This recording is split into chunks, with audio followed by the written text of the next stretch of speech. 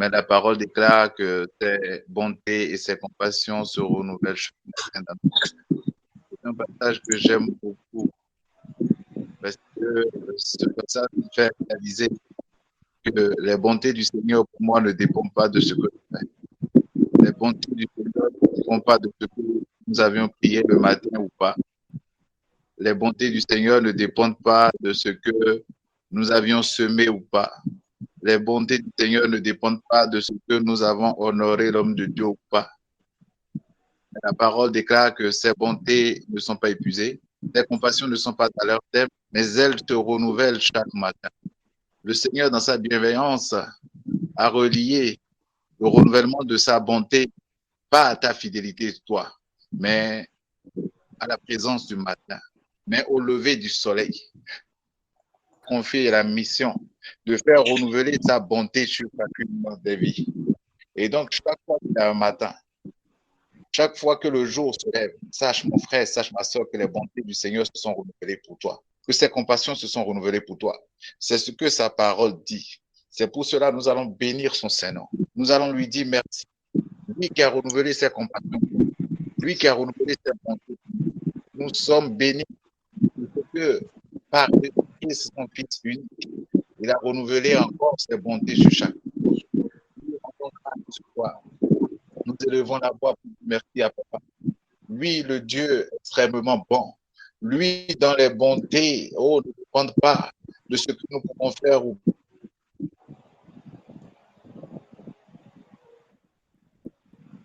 pas. Lui qui a les élevés sur nous à cause du sacrifice de Jésus. Sa main de grâce est restée sur nos vies. Sa main de grâce demeure sur nous, quelles que soient les faces, quelles que soient les tribulations dans lesquelles nous sommes. Sa parole est vraie. Vous aurez des tribulations, mais sachez quelque chose. Dans cette tribulation, vous avez déjà la victoire. Vous êtes plus que vainqueur. Et c'est en foi de cela que nous lui rendons grâce. Quelle que soit la manière dont la journée s'est passée, nous nous rendons grâce à Dieu. Parce que nous savons que toute chose concourt à notre bien. Nous savons que tout ce par quoi nous sommes passés tout au long de cette journée, c'est afin que sa gloire se manifeste. Nous ne savons pas comment il peut tirer sa gloire dans ce que je n'ai pas mangé toute la journée. Je ne sais pas comment il peut tirer sa gloire dans ce que j'ai failli être renversé par la voiture. Je ne sais pas comment il peut tirer sa gloire dans ce que j'ai mal. Mais sa parole dit que toute chose concourt bien, que c'est afin de révéler sa gloire que cette chose nous arrive. Nous bénissons son Saint-Nom. Nous le louons, nous élevons la voix pour lui rendre grâce de ce que nous sommes bénis en Christ Jésus. Nous sommes ses enfants bénis à cause du sacrifice de Jésus. Nous lui rendons grâce pour cette journée. Nous lui disons merci. Merci, Papa, pour ta bonté. Merci, Papa, pour ta fidélité. Tu as dit dans ta parole que même si nous sommes infidèles, toi, tu demeures fidèle. Parce que tu n'es pas fidèle par rapport à nous, mais tu es fidèle par rapport à toi. Merci pour cette grâce. Merci, Papa, pour la vie de mon frère ici présent. Merci pour la vie de ma soeur ici présente. Merci pour le temps de bonheur que ta grâce nous donne d'avoir. Merci pour ton esprit en nous, qui témoigne que nous sommes tes enfants bien-aimés, ceux en qui tu as mis toute ta confiance. Merci pour ton esprit en nous, qui nous éclaire, qui nous enseigne, qui ouvre les yeux, de nos cœurs sur le sacrifice de Jésus, sur les trésors auxquels nous avons part. Merci, Papa, pour ces instants. Merci, Esprit de Jésus, de ce que tu ouvres les yeux de nos cœurs, de ce que tu nous as permis dans l'évangile de grâce, de ce que tu nous as permis dans le sacrifice de Jésus. Merci, Père, pour ce sacrifice que nous portons devant toi encore. C'est ton sacrifice que nous honorons ce soir. C'est ton sacrifice que nous élevons ce soir. Le sacrifice de Christ Jésus à la croix. Lui, qui est mort, afin que nous soyons acceptés de toi. Nous te rendons grâce pour ce sacrifice, ce précieux sacrifice qui nous donne la vie. Oui, c'est ce sacrifice qui nous a établi dans ta présence. C'est ce sacrifice qui nous a établi, sacrificateur et roi. Merci, Père, pour ce sacrifice. Il y a plus de sacrifice à présenter. Il n'y a pas de sacrifice à présenter. Il n'y a plus d'autre autel à bâtir. Tu as bâti l'autel. Tu as bâti l'autel de la croix. Et sur cet autel, tu t'es sacrifié. Sur cet autel, tu as sacrifié ton Fils unique. Oui, Père, cet autel et ce sacrifice sont tous suffisants. C'est ce que nous venons proclamer. C'est ce que nous venons dire. Et c'est ce que l'Esprit en nous nous amène à présenter devant toi ce soir. Le sacrifice de Jésus. C'est ce sacrifice que nous honorons. C'est ce sacrifice que nous élevons. Oh, comme un parfum de bonne odeur, tu as reçu ce sacrifice. Et tes yeux, oh, sont sûrs. Oh Père, ce dont tu as marqué du sang de l'agneau. Oui, tu nous as marqué du sang de l'agneau. Oui, tu nous as distingués. Et nous te rendons grâce pour cela. C'est le sang sur nos vies qui nous amène à chanter tes louanges, à proclamer ta bonté, à dire que tu es bon, à dire qu'il n'y a point d'autre comme toi, à dire que tu es l'unique, tu es celui qui a créé toutes choses. En dehors de toi, il n'y a point d'autre Dieu. Tu es le seul, le véritable, celui par qui toutes choses existent, celui qui a créé toutes choses. Tu n'as point été créé, tu existes par toi-même et tu crées toutes choses par ta parole puissante. Et nous te célébrons pour cela. Nous te disons merci pour cette grâce. Merci, Esprit de Jésus, de ce que tu glorifies Jésus. Tu glorifies un seul, c'est Christ Jésus. Tu élèves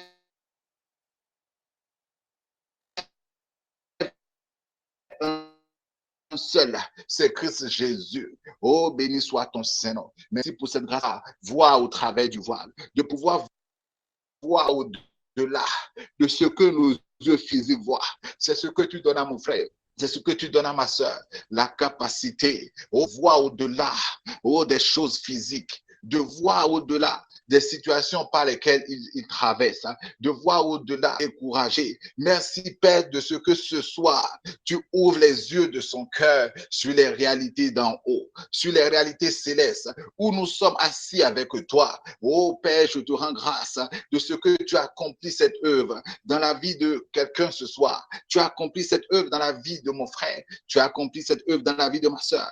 Et ce soir, à la fin de cette émission, nous retournons. Ô Père, rempli de la conscience de ta présence en nous, de la conscience de ce que nous sommes plus que vainqueurs, de la conscience de ce que nous sommes éternellement favorisés, nous sommes éternellement bénis. Merci pour cette grâce que nous avons à toi. Merci pour ton esprit en nous, l'esprit de triomphe, l'esprit qui a vaincu la mort, l'esprit qui a ressuscité Jésus entre les morts. C'est cet esprit que tu nous as donné, c'est cet esprit qui repose en nous, c'est cet esprit qui œuvre en nous, c'est cet esprit qui nourrit nos membres. C'est pour ça que nous disons gloire à ton Saint-Nom. Alléluia à ton Saint-Nom. Sois éternellement béni, Papa. Sois éternellement élevé sur nos vies. Sois éternellement élevé sur les vies ici présentes. Sois éternellement élevé. Merci pour cette grâce que nous avons en toi, de pouvoir écouter de ta parole, de pouvoir échanger autour de ta parole. Merci, Papa, pour cette grâce. Béni soit ton Saint-Nom. Tu es éternellement béni, Papa.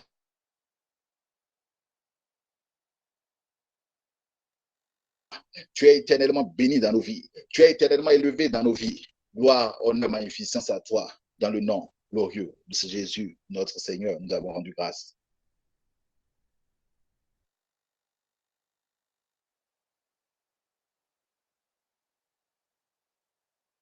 Ah, bienvenue encore. Donc, jeudi passé, vraiment, le Seigneur nous a fait du bien au travers d'un merveilleux temps de prière, selon qu'il avait prévu avant la fondation du monde. Et donc, nous lui rendons grâce. Nous le bénissons. Il nous a conduits dans un merveilleux temps de prière. Et dans ce temps de prière, il nous a parlé. Dans ce temps de prière, il nous a enseigné. Dans ce temps de prière, il nous a affermis dans sa parole. Et ce soir, nous voulons encore revenir sur ces merveilleux moments qu'on a passés avec lui. Nous voulons revenir encore sur tout ce qu'il nous a dit durant ce temps de prière. Et aujourd'hui, c'est vous qui allez parler. Est-ce que déjà, par rapport au thème, est-ce qu'il y a des gens qui ont encore qui ont des questions par rapport au thème autour duquel nous sommes réunis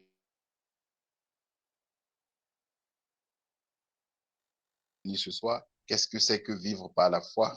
C'est quoi la vie par la foi? Est-ce qu'il y a des gens, voilà, qui ont des questions autour du thème, qui ont des questions sur le thème, que ce soit par rapport au temps de prière que le Seigneur, dans lequel le Seigneur nous a conduits jeudi passé, que ce soit en dehors de ça.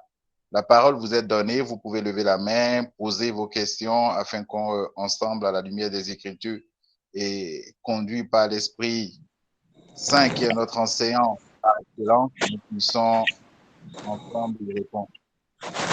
Donc, vous avez la parole, sœur.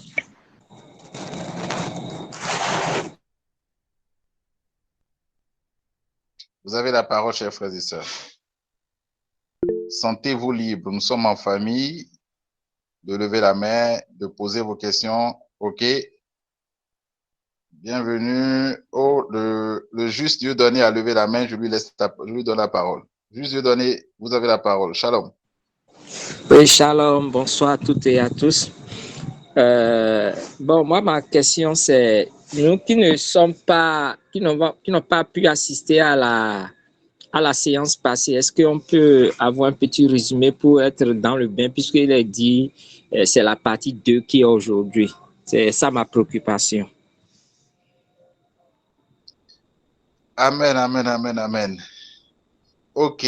En fait, partie 2 parce que, bon, le Seigneur, dans sa grâce, nous a conduits véritablement dans un temps de prière jeudi passé. Donc, c'était uniquement un temps d'action de grâce, un temps de prophétie et un temps de déclaration de sa parole, véritablement. Donc, on n'a pas eu un temps d'échange comme tel, mais les sujets dans lesquels le Seigneur nous a conduits, c'est toujours par rapport à la foi, c'est de nous rappeler que c'est bon, c'est de nous rappeler que sa parole ne revient jamais à lui sans avoir exécuté ce pourquoi elle est sortie. Il nous a rappelé durant ce temps de parole que même si la prophétie tarde, de l'attendre qu'elle s'accomplira, qui n'est point un homme pour mentir, ni le fils de l'homme pour se repentir. Donc, c'est de telles paroles que le Seigneur a fait sortir afin de nous édifier, afin de nous encourager à continuer à regarder à lui. Et il nous disait aussi que la foi, c'est sa personne en lui-même, c'est la personne de Christ en lui-même, en nous. Et donc, elle ne peut pas diminuer, elle ne peut pas augmenter. La foi que nous avons, elle est toute suffisante parce que Christ est notre foi. C'est Christ qui est notre foi. Et donc, comme Christ ne peut pas diminuer, comme Christ ne peut pas s'abaisser, diminuer aussi, donc d'avoir cette conscience de ce que nous avons la foi suffisante pour pouvoir marcher avec lui, car sa divine puissance nous a donné tout ce qu'il nous faut pour la vie et la piété. Et donc, nous avons en lui cette assurance que cette foi que nous avons est toute suffisante. Donc, autant de paroles qui sont sorties jeudi pendant ce temps de prière afin de nous édifier, afin de nous amener à continuer à regarder. Et aussi, l'autre chose que le Seigneur nous a dit aussi au temps de ce temps de prière, durant ce temps de prière, c'est que la foi aussi, la marche dans la foi, c'est le fait qu'il nous amène, son esprit nous amène à regarder aux choses invisibles. Son esprit nous amène à regarder aux choses d'en haut. C'est vrai, les situations sont des réalités en griffe qu'on peut appeler des réalités physiques, mais la vraie réalité est en haut. La vraie réalité est en Christ. Et donc, marcher par la foi, c'est quand, par sa grâce, son esprit nous amène à regarder aux choses d'en haut, à regarder à sa parole, à parler comme lui, à dire ce qu'il dit. Quand il dit c'est blanc, même si la situation est noire, son esprit en nous nous amène à dire que c'est blanc. Quelle que soit la situation, quelle que soit la grandeur de la montagne, quand Jésus dit dans sa parole qu'il n'y a pas de montagne, il nous amène par son esprit à parler comme lui, parce qu'il nous amène à voir comme lui. Voilà, autant de choses que voilà, le Seigneur nous a dit. Et donc, je ne sais pas si déjà les autres frères, je veux nommer Maoussé et Simon, quelque chose à rajouter. Donc, je laisse la parole au juste Maoussé, en attendant que voilà, les frères euh, évidemment. Après, les questions ne sont pas forcément liées, comment je vais dire, au temps que nous avions eu jeudi. Si le thème suscite en vous des interrogations, s'il y avait des interrogations, voilà, en vous par rapport à la marche, par rapport à la foi et tout, voilà, c'est le moment pour vous de poser les questions afin qu'ensemble, avec l'aide du Seigneur, on puisse échanger autour. Donc, juste Maoussé, je ne sais pas si tu as quelque chose à rajouter par rapport à ce petit résumé que j'ai fait assez rapidement. Shalom, shalom la famille, shalom les justes. Juste PJ, je pense que c'est bon, hein, c'est bon pour moi, c'est bon pour moi. Le résumé que tu as eu à faire, c'était vraiment, je pense que ça résume totalement tout en fait. Je n'ai pratiquement rien à ajouter. Merci. Amen. Merci, juste Maoussé, juste Simon.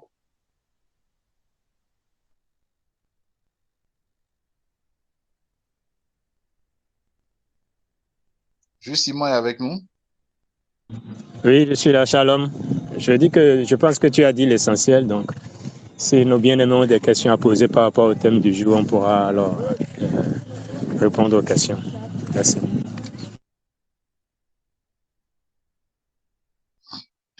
Ok, bien-aimé du Seigneur, voilà, parce qu'on sait, on a tous conscience que la question de la foi, c'est une question, je ne sais pas pour vous, mais en tout cas pour moi et pour bien d'autres frères ici présents, c'est une question qui a été toujours, voilà, sujet à polémique, parce que généralement on se retrouve dans des situations où les choses ne se sont pas passées peut-être comme on aurait voulu ou comme les gens auraient voulu.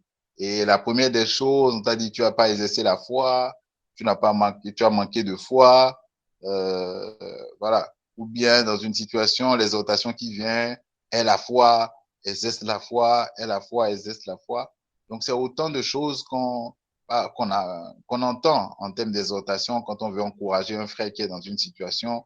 C'est exerce ta foi, hein, il faut aiguiser ta foi, où tu es dans une situation, tu n'as pas utilisé ta foi. Et donc, autant de choses qui parfois nous ramènent à nous culpabiliser, à nous condamner nous-mêmes, disant que voilà, on ne progresse pas dans la vie chrétienne, on ne grandit pas dans le Seigneur.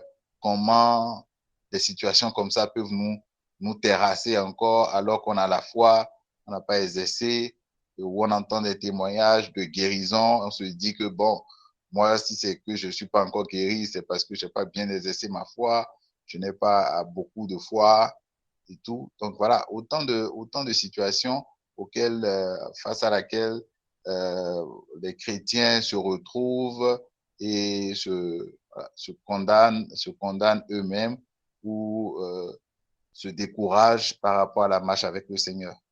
Et donc, jusqu'à moi j'ai une question qui me dérange depuis. Quand on prend Luc, on est dans Luc 17 à partir du verset. J'arrive Emmanuel, je te donne la parole tout à l'heure. Luc 17, verset 6. Luc 17, verset 6. J'essaie de lire dans la version The Message. Amen.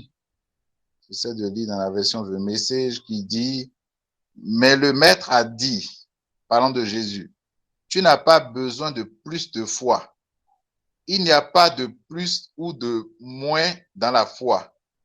Si vous avez un simple noyau de foi, disons de la taille d'une graine de pavot, vous pourriez dire à ce sycomore, va sauter dans le lac et le ferait. Je redis, tu n'as pas besoin de plus de foi. Il n'y a pas de plus de foi ou de moins dans la foi.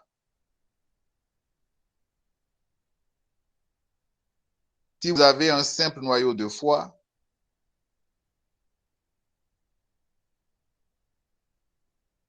disons de la taille d'une graine de pavot, vous pourriez dire à ce sycomore, si vous va sauter dans le lac et il le ferait. Alors, passage. Vous recevez? Oui. Vous me recevez? Ok. Est-ce qu'on peut comprendre de ce passage? En fait, déjà, il faut remonter un peu plus haut, au verset 5, pour comprendre le contexte Le contexte, c'est que les apôtres ont posé une question à Jésus et ils ont formulé une doléance à Jésus, ou bien ils ont fait une prière disant à Jésus, augmente-nous la foi. Exactement comme bon nombre d'entre nous le font aujourd'hui, où on dit, il faut prier pour que le Seigneur aiguise ta foi, augmente ta foi et tout. Parce qu'ils pensaient que leur foi était petite ou insuffisante, c'est pourquoi ils n'ont pas pu venir à bout d'une situation, d'un cas qu'on leur a présenté. Et Jésus de leur répond donc au verset 6 de Luc 17 que tu viens de lire dans la version des messages, et il leur a dit, non, il n'y a pas une question de plus ni de moins dans la foi. Non, la foi, c'est la foi. Elle ne s'augmente pas, elle ne diminue pas, elle est constante, elle est invariable, tout simplement. Donc, c'est un peu ça, en fait. Comprendre simplement que la foi que Dieu nous a, la foi est un don que nous recevons. Et c'est invariable, c'est constant. On a la foi, il n'y a pas un problème de foi pour qu'on puisse chercher à augmenter la foi ou à aiguiser la foi ou à l'intensifier. Tout simplement. On n'a pas de problème de foi. Après, peut-être on ira en profondeur pour comprendre maintenant de façon pratique ce qui se passe avec beaucoup de personnes où il y a la différence entre la foi et la croyance. Et c'est surtout à ce niveau-là que ça bug pour beaucoup de personnes. Donc on pourra faire cette nuance par la grâce de Dieu tout à l'heure. Merci.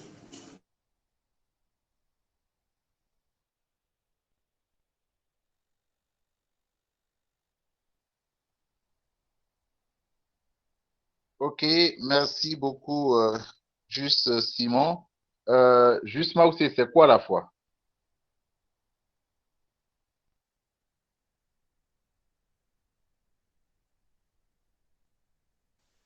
Merci. Juste PJ, je dirais simplement, la foi, c'est un don. La foi, c'est un don. La foi, c'est Christ lui-même. Puisque, en fait, à la nouvelle naissance, la parole est claire, quoi, que nous avons reçu le don de la foi. Donc, la foi a un don, en fait.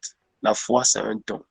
Donc, la foi, c'est un don qu'on a reçu, en fait, à la nouvelle naissance, en fait.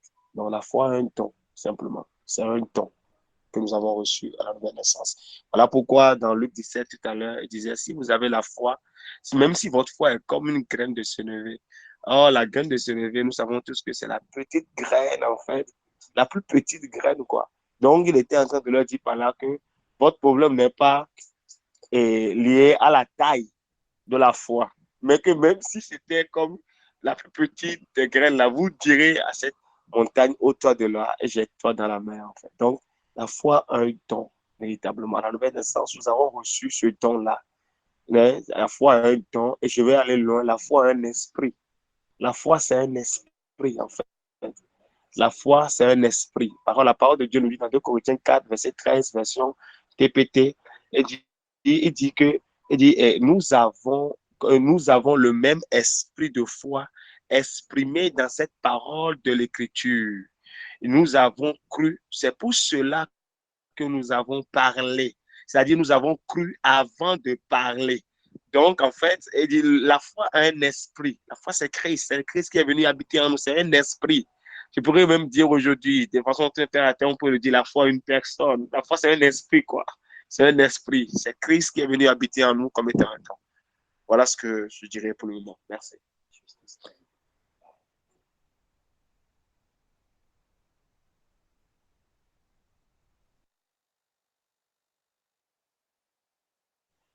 Allô, juste PJ. Est-ce que le juste PJ est là? Juste PJ?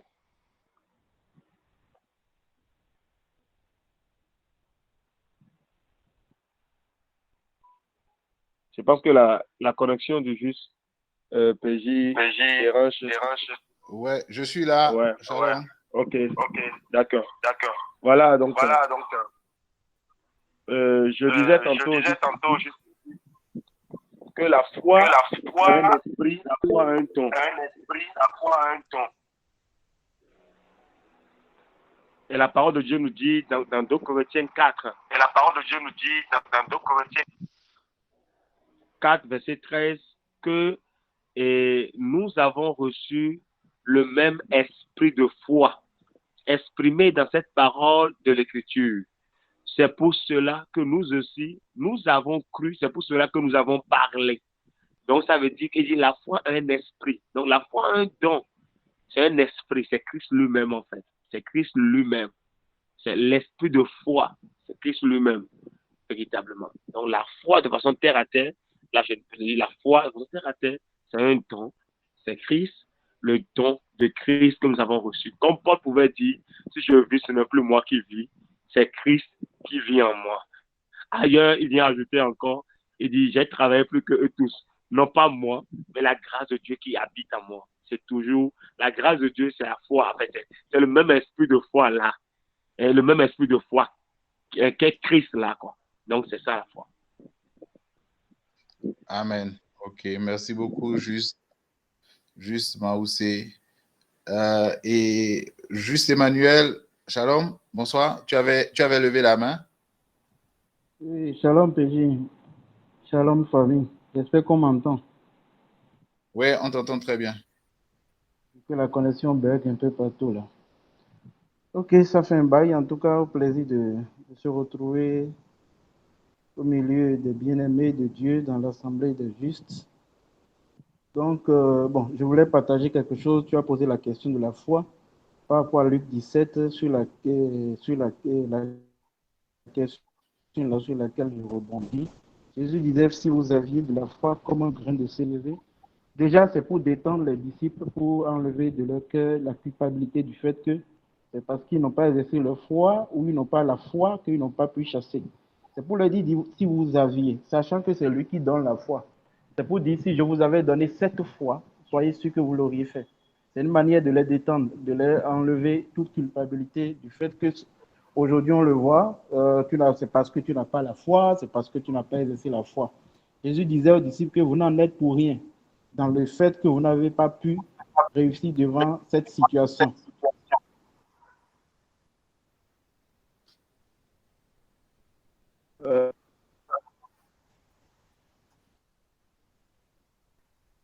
Hello, je peux continuer? Oui, vas-y. Ok, d'accord. Donc, c'est pour les détendre.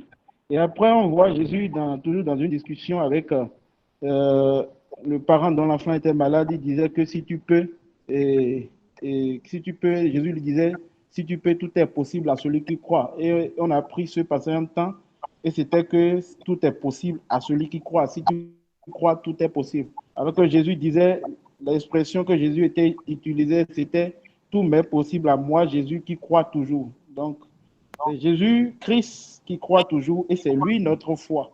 Donc, comme le disaient nos bien-aimés les frères tout à l'heure, la foi, c'est la personne même de Christ qui nous a été donnée, lui qui est en nous et qui croit toujours.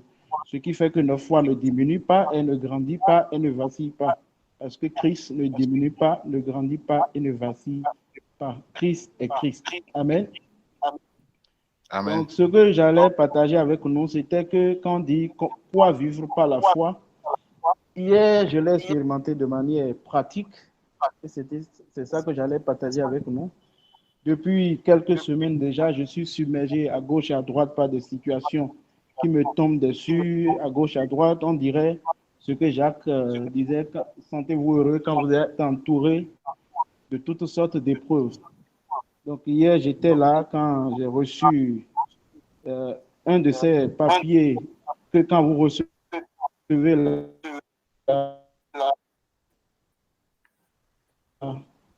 dit, vous voulez faire un arrêt cardiaque, quoi. Une de ces nouvelles qui vous font trembler. Une de ces nouvelles qui vous fait trembler, je vais dire. Et j'ai dit, c'est encore quoi ça, Seigneur? Sur le champ, bon, vous imaginez. Et j'entends, t'ai-je pas toujours dit, et c'est devenu ton passage favori, les intentions bienveillantes de Dieu sont à l'origine de tout ce qui nous arrive. Et je me voyais en train de dire ça. Et, waouh, de toutes les manières, les intentions bienveillantes de papa sont à l'origine de tout ce qui nous arrive. Donc, assurément, je n'ai pas à m'inquiéter parce que ce que je vois là, ce n'est pas l'inspiration de quelqu'un, c'est mon papa qui a initié ça. C'est lui qui crée l'événement, qui initie l'événement et qui parachève l'événement. Et quelques minutes après, je vois cette nouvelle qui était censée m'ébranler devenir pour moi une bonne nouvelle en quelque sorte. La nouvelle est là, je ne sais pas que j'ai trouvé une solution à ça. Mais j'en ris maintenant, j'en parle avec le sourire, ça me fait même rire. Et je vois même dedans une bonne opportunité, une joie. Donc, voilà quelque chose de manière pratique quand Dieu nous fait vivre ces choses. Et le même passage que moi, je connaissais, je citais tout le temps. Je l'ai vu autrement hier. Les intentions bienveillantes de Dieu sont à l'origine de tout ce qui nous arrive. De Romains 8, 28. Amen. Donc, c'était ça. Amen. Shalom. Amen. Shalom, merci juste Emmanuel pour ce partage. Et donc, si je pars de ton partage là, de ton témoignage, je comprends que c'est pas parce que c'est quand la foi n'exclut pas l'absence de peur, la foi n'exclut pas qu'on réagisse d'une manière ou d'une autre devant l'annonce d'une situation. Ce n'est pas parce que j'ai peur ou c'est pas parce que devant une situation, la première réaction que j'ai eue, j'ai commencé par pleurer ou j'ai paniqué, que ça veut dire que je n'ai pas la foi. Ou bien juste Simon, je ne sais pas si j'ai bien compris, parce que partant du témoignage... La foi, ce n'est pas un sentiment, ce n'est pas une émotion, en fait. Ok. En fait, c'est pour qu'on se rassure que, voilà, qu'on ne fasse pas d'avoir la foi quelque chose de mystique, de destiné à une certaine catégorie de personnes et que c'est à la foi estimé être courageux. Juste Simon.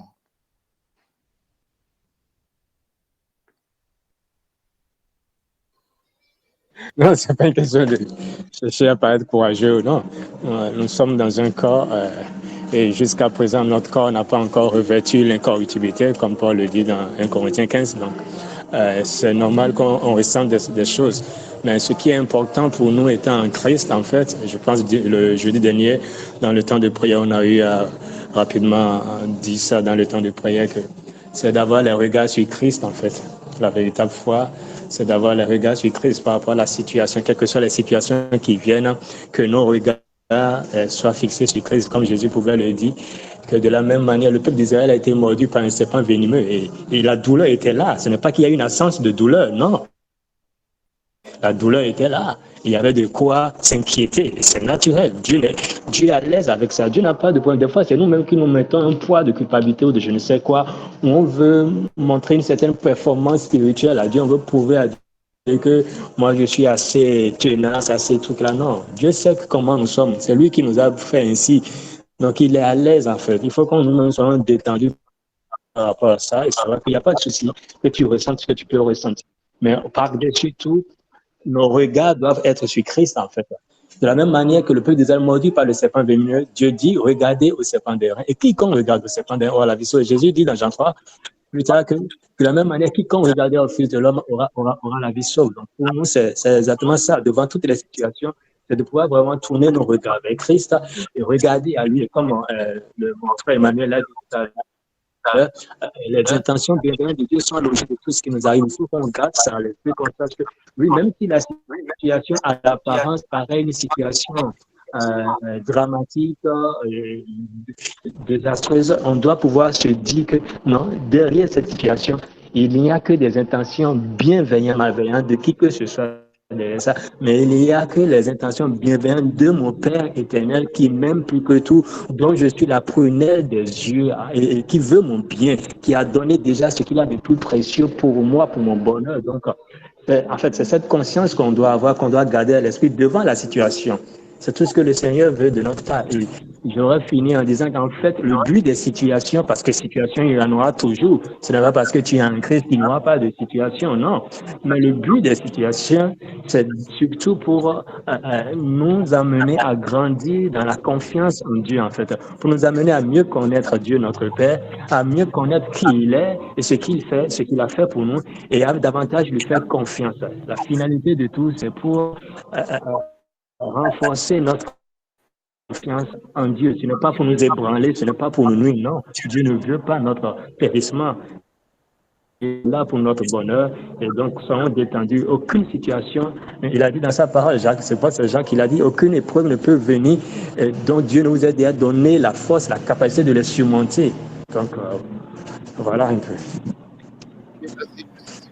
aussi, est-ce que tu peux nous dire un peu, à la lumière des Écritures, comment je vais dire, comment on peut arriver devant les situations à regarder au Seigneur? Parce que les situations sont là et on entend dire que oui, dans la situation, il faut garder les yeux fixés sur Jésus. Et Éphésiens aussi nous le dit. Dire, je crois, Éphésiens, je cherche, dit, gardez les yeux fixés sur Christ, l'auteur, le consommateur de votre foi. Alors, comment on arrive, puisqu'on aime assez le comment on arrive à garder les yeux fixés sur le Seigneur malgré que, voilà, vous avez une amende à payer et vous êtes au dernier jour, vous n'avez pas une convocation, vous avez reçu un diagnostic qui n'est pas favorable selon les hommes. Et comment, dans toutes ces situations, comment on arrive à garder les yeux fixés sur le Seigneur, concrètement? Hébreu 12, verset 2. Je lis. Est-ce que le juge Giscard peut nous lire ça avant que le juge Maoussé ne parle? Hébreu 12, verset 2. Ayant les regards sur Jésus, le chef et le consommateur de la foi, qui, en vue de la joie qui lui était réservée, a souffert la croix, méprisé l'ignominie et s'est assis à la droite du trône de Dieu. Amen. Merci beaucoup. Juste Maoussé.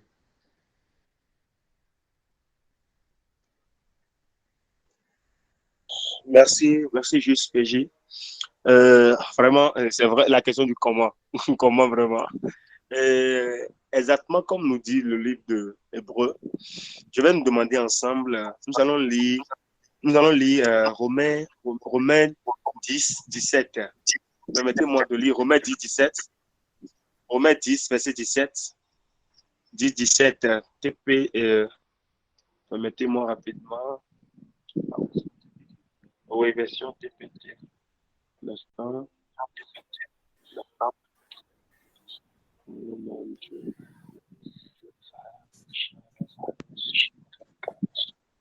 Romains 10.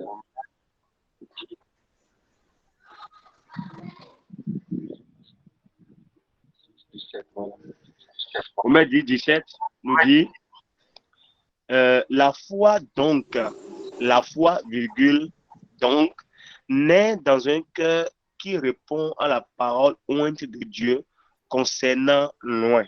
Je reprends. La foi, donc, naît dans un cœur qui répond à la parole ointe de Dieu concernant loin. Quand on parle de loin ici, on parle de Christ, on parle de Jésus. Et la question est comment? Le comment, c'est toujours continuer pas à écouter l'évangile, continuez pas à entendre la bonne nouvelle, continuez pas à entendre les paroles de grâce, continuez pas à entendre parler de Jésus et sa personne, ce qu'il a fait. Et c'est-à-dire, l'évangile se résume à la mort de Jésus à la croix, son ensevelissement, sa résurrection. Voilà, continuez pas à entendre parler de lui, puisque c'est ce que le Saint-Esprit nous dit au travers de l'apôtre Paul ici. Il dit la foi donc naît dans un cœur qui répond à la parole ointe de Dieu concernant loin. Donc il n'y a pas, c'est concernant Jésus, c'est concernant lui. Et quand nous remontons, tout à l'heure, permettez-moi de remonter rapidement à Ésaïe 55. Ésaïe 55, rapidement. Ésaïe 55. Ésaïe 55, là, je suis au lendemain de la croix. Hein. Je ne pense pas. Ésaïe 53, de façon prophétique, c'est l'œuvre de la croix. Et à partir d'Ésaïe 54, nous sommes au lendemain de la croix, c'est-à-dire, voilà, après le sacrifice de Jésus. Donc, Ésaïe 55, parole de vie, nous dit, verset 2, il dit, pourquoi? Il dit, vous tous qui avez soif, bon, le verset 1, venez, voici de l'eau, venez. Même si vous n'avez pas d'argent, venez. Il dit, achetez à manger, c'est gratuit. Venez acheter du vin et du lait sans argent. pourquoi dépensez-vous de l'argent pour quelque chose qui ne nourrit pas? Il dit, pourquoi dépenser de l'argent pour quelque chose qui ne nourrit pas? Pourquoi vous fatiguer pour quelque chose qui ne rassasie pas? Écoutez-moi bien, alors vous aurez de bonnes choses à manger, vous goûterez des choses délicieuses.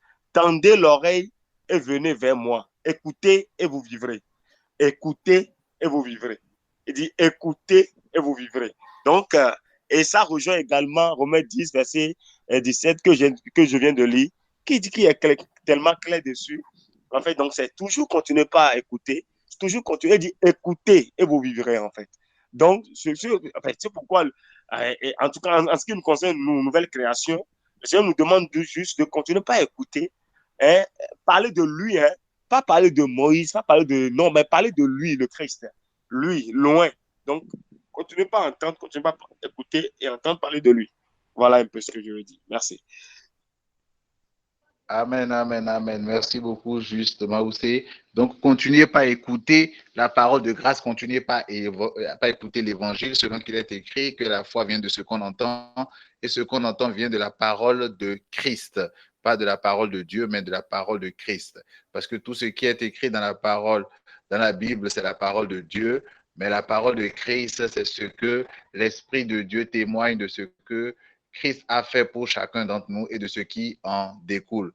Et il a dit aux disciples sur le chemin d'Emmaüs, la parole dit après avoir ouvert les yeux, qu'il leur montra dans les Écritures tout ce qui le concerne. Donc, ce n'est pas les exploits d'un homme de Dieu, ce n'est pas en écoutant les exploits d'un homme de Dieu qu'on a les yeux fixés sur le Seigneur, mais c'est en écoutant la bonne nouvelle, c'est en écoutant la parole de Christ que l'Esprit de Dieu nous amène à garder les yeux fixés sur Jésus. Donc, ce n'est pas le fruit d'une certaine discipline que de dire aujourd'hui, je ferme les yeux, je regarde à Jésus et demain, comment je fais pour regarder à Jésus? Ce n'est pas le fruit d'une certaine discipline ou d'un schéma, d'une technique, mais c'est l'œuvre de l'Esprit de Dieu en nous. Juste, Emmanuel, est-ce que tu as quelque chose à rajouter par rapport à ce que le juste Maoussé vient de dire? Shalom à nouveau. Je ne sais même pas pourquoi shalom là sort tout le temps de ma bouche comme ça. Alléluia. Non, il n'y a aucune technique, il n'y a rien d'autre.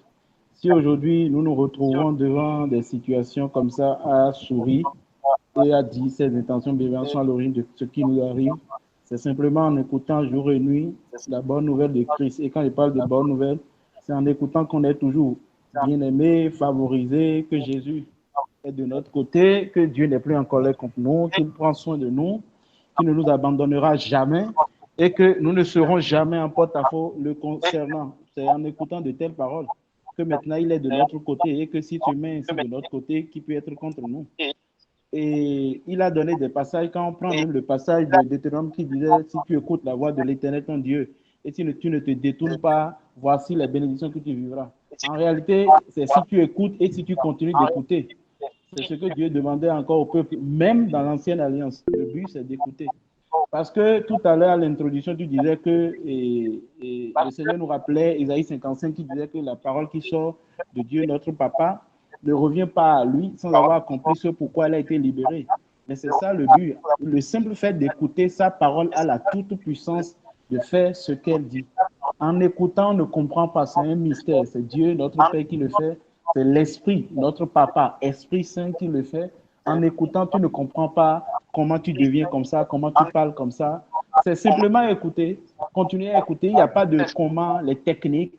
J'ai exercé ma foi. Oh, j'ai pris le bouclier de la foi, j'ai bloqué. Non, ce n'est pas un...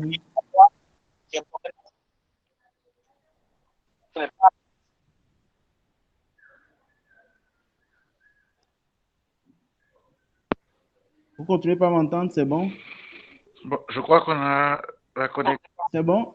Ouais, c'était, Okay. ça avait coupé. Ouais, là c'est bon. Oui, c'est bon. Bon, je m'arrête, c'est bon déjà, c'est bon. Ça peut aller. Ok, d'accord. Il y a le juste Joséphine qui a levé la main. Juste Joséphine, tu as la parole. Ok, bonsoir à vous tous.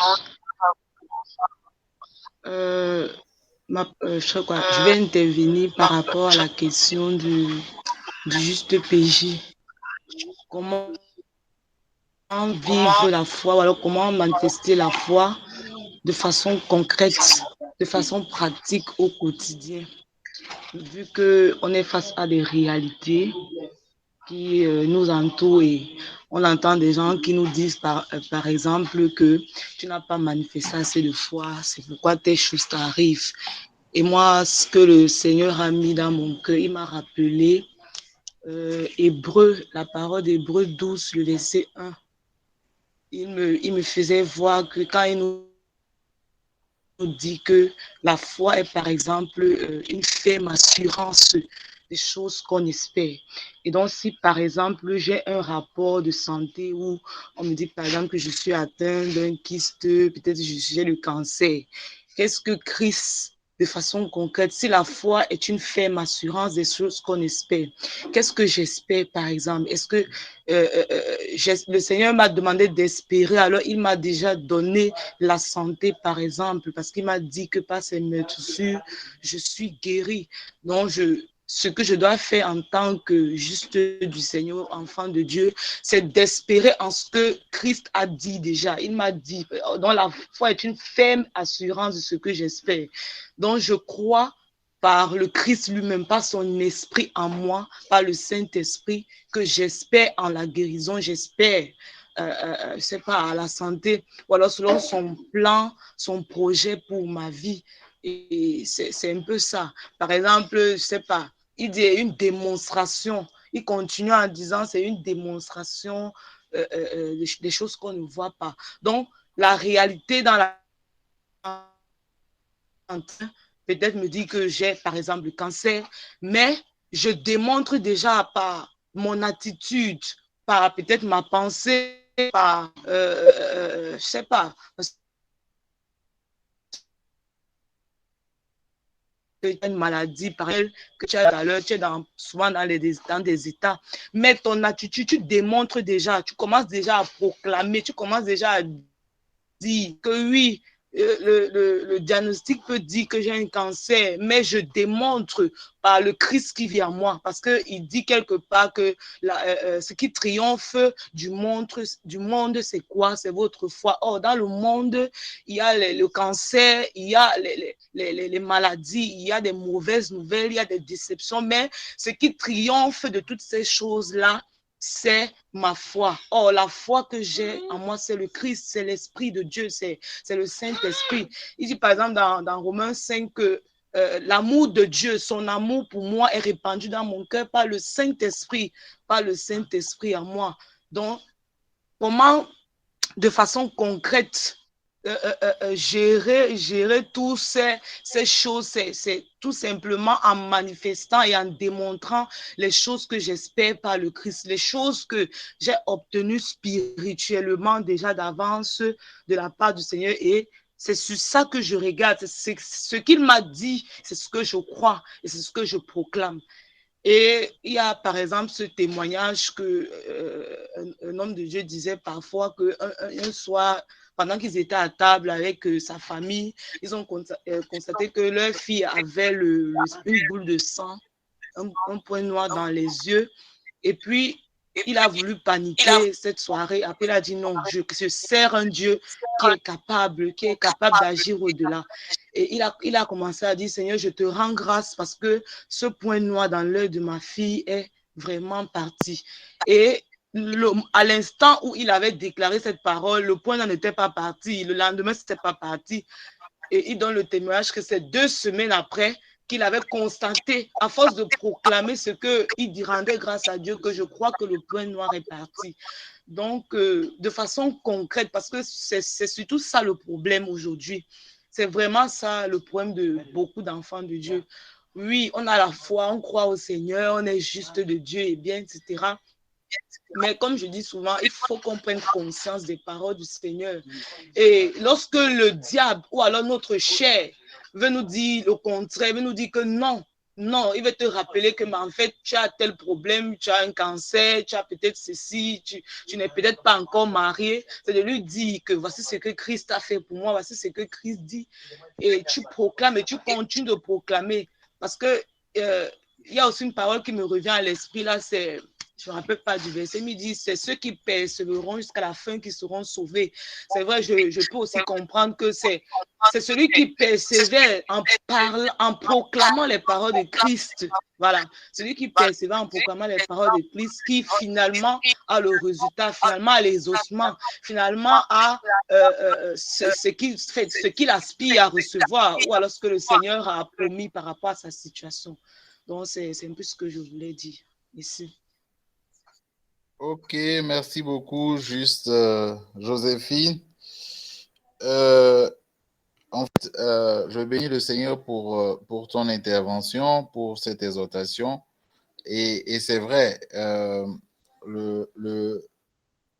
voilà, la foi est une ferme assurance des choses qu'on espère, une démonstration de celles qu'on ne voit pas. Mais généralement, le problème, quand on regarde, en fait, généralement, au début, quand la situation vient, on croit avoir cette capacité-là, comme tu dis, de pouvoir dire non, moi, je ne suis pas malade, le Seigneur ne m'a pas dit ça, on dit ça. Mais au fil du temps, quand le temps passe, on se rend compte que toute cette proclamation voilà, dont tu viens de parler et tout, on se rend compte que c'est des choses ça ne prend pas corps, comme on peut dire.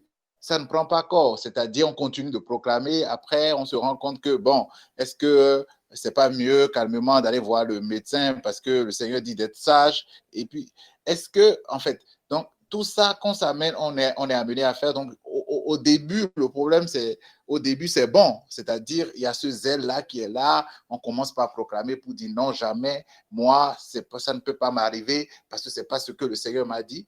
Mais quand l'échéance s'approche, quand le temps s'approche, on se rend compte que voilà, la situation reste inchangée, et c'est là en fait, c'est là la réalité à laquelle nous faisons face généralement. Il faut pouvoir le dire. C'est au fil du temps qu'on s'épuise à pouvoir continuer par déclarer. On se rend compte que, bon, voilà, malgré toute la déclaration, ça fait des années, rien ne bouge, la situation reste la même. Et les conseils commencent par venir de gauche à droite. C'est parce que tu n'as pas fait ci et on va se faire, c'est parce que tu n'as pas fait ça. Donc, moi, au vu de tout ça, moi, j'ai envie Je vais répondre, d'encourager. je peux répondre. Je peux dire quelque chose qui me vient à l'esprit, s'il te plaît. Voilà, justement, avec le temps, moi-même, j'en étais arrivée à cette pensée-là, et j'avais vécu ça moi-même. Mais le Seigneur m'a amené dans toujours Hébreu 11, je crois, dans les versets 38, 39, les derniers versets. La parole de Dieu dit quelque part que, oh, certains sont morts, certains des justes qui croyaient en Dieu et qui, justement, avaient reçu des promesses de la part du Seigneur. Ils sont morts sans toutefois avoir vu ce qui leur avait été promis. Ils sont morts, mais ils sont morts dans la foi, ils sont morts dans l'espérance, et ça m'avait vraiment marqué, ça m'avait vraiment touché. J'ai dit, ah Seigneur, donc il peut arriver dans ta souveraineté. Je crois que c'est pourquoi on parle de la souveraineté du Seigneur par rapport à des situations. C'est d'abord de faire ce que moi, enfant de Dieu, je dois pouvoir faire. Et quitte à ce que le Seigneur, dans sa souveraineté, pour ma vie, ou alors pour la vie d'un frère ou d'une sœur, décide autrement.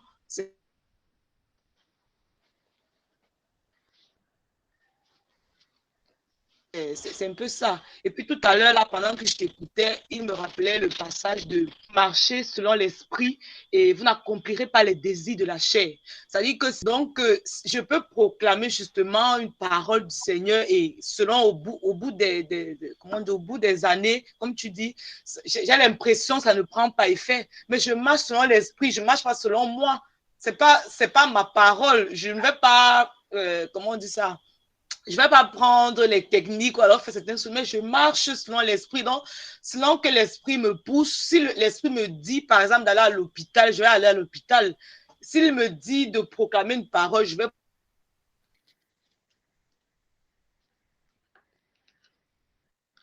proclamer. Le médecin me dit quelque chose, alors je commence à parler. Parce que si l'apôtre Paul, je crois, disait dans Romains 13 que si nous déclarons des choses sans l'amour du Seigneur, oh, l'amour du Seigneur, c'est son esprit.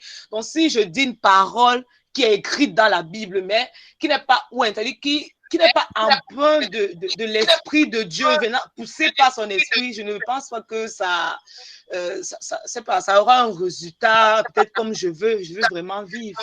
Je ne sais pas si j'essaie de me faire comprendre. Donc, tout ce que je fais, c'est conduit par l'esprit de Dieu. C'est ce que je peux dire. Ok. D'accord, oui. Merci. Merci pour cette intervention complémentaire. En fait, je pense que ce que tu viens de dire à la fin rejoint un peu ce que je voulais dire. En fait, moi, je voulais exhorter quelqu'un à dire, en fait, démystifions, en fait, cette question de marcher par la foi, de proclamation, de zèle, de courage et tout, et revenons à la simplicité de l'évangile. Le Seigneur, par son esprit, nous a, tant jeudi passé que ce soir, nous a encouragés à vraiment passer du temps dans l'écoute de la parole. Parce que c'est vraiment de l'abondance du cœur que la bouche parle. Tu ne peux pas sortir ce qu'il n'y a pas au-dedans de toi. Et donc, cette affaire, vouloir proclamer parce que tu as entendu que de l'énergie, ça va être de l'énergie perdue après 2 ou 3 jours. Et donc, le Seigneur nous amène en fait à la simplicité de l'évangile. Marcher selon la foi, ce n'est pas quelque chose de mystérieux ou de grand. Comme tu l'as dit, pour moi, c'est devant une situation, le Seigneur te donne de faire quelque chose, tu le fais. Et tu as la conscience que tu es en train de marcher par la foi. Ce n'est pas, en fait, c'est cette assurance que tu as déjà d'être enfant de Dieu et que tu es conduit par l'Esprit de Dieu. Tu ne peux pas être conduit par autre esprit. Tu ne peux pas être conduit par la chair parce que l'Esprit de Dieu habite en toi. Et si l'Esprit de Dieu habite en toi et que cet esprit t'amène à écouter la parole, tout ce que l'Esprit de Dieu t'amène à faire, c'est que tu es en train de marcher par la foi. C'est l'assurance que le Seigneur nous donne, c'est l'assurance que le Seigneur nous donne à chaque instant de ce que nous sommes ses enfants et que nous sommes conduits par lui. Pour certains, ils vont déclarer. Pour certains, ils ne vont pas déclarer. Pour certains, ils vont attendre. Pour certains, ils vont aller à l'hôpital. Il n'y a pas un schéma classique de marche par la foi qu'on va étudier ici et dire, bon, voilà, c'est le comportement qui témoigne de ce que je suis en train de marcher par la foi. C'est l'assurance que le Seigneur te donne, c'est la conviction qui vient de lui, et cette assurance doit être basée sur ce que Christ a fait pour toi, ce que Christ a fait pour nous. Donc, c'est dans cette assurance-là que nous marchons. Le juste Emmanuel a donné tout à l'heure son témoignage. Au début, il a paniqué. Après, le Seigneur lui a donné une parole qui est revenue. Mais il ne s'est pas mis à déclarer pour dire, bon, au nom de Jésus, ça n'arrivera pas. Parce que le Seigneur m'a dit, 10 000 tomberont à ta droite, 10 000 à ta gauche, je ne serai pas atteint. On va chercher un verset soi-même. Non. C'est cette paix-là que le Seigneur te donne parfois devant les situations, dans la voie dans laquelle tu es, ou parfois même cette assurance qu'il te donne et qui est fondée sur ce que Christ a fait pour nous à la croix. Donc, parce que comme je dis, c'est dans la durée, après que les gens commencent par se dire, donc ça veut dire que ce n'était pas le Seigneur que j'ai entendu. Est-ce que ça veut dire que je n'ai pas marché par la foi? Est-ce que ça veut dire que... Et ça devient... La vie chrétienne est devenue vraiment un combat où il y a plusieurs équipes. Tu te jauges, tu dis, bon, cette équipe, elle n'est pas performante parce qu'elle n'a pas bien fait le sport. Donc moi, je ne suis pas bien performant dans la foi. Je n'arrive pas à produire les œuvres de la foi, je n'arrive pas à être.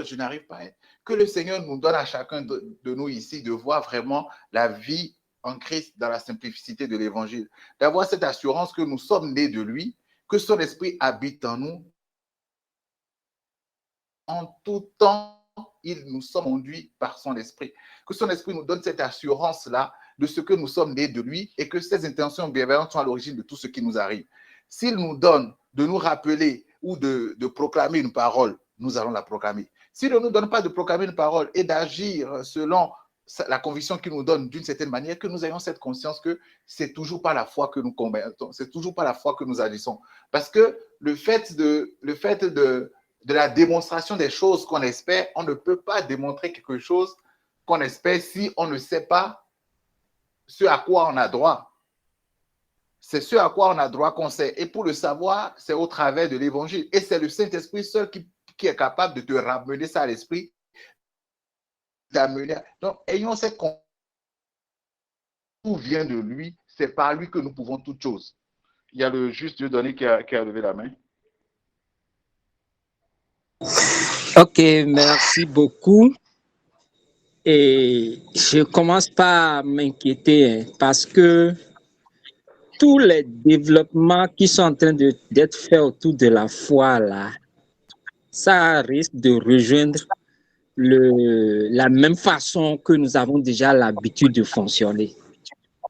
Vraiment, je commence par avoir cette crainte-là. Parce que, excusez-moi, quand je regarde dans la Bible, tous les cas où les gens sont venus vers Jésus,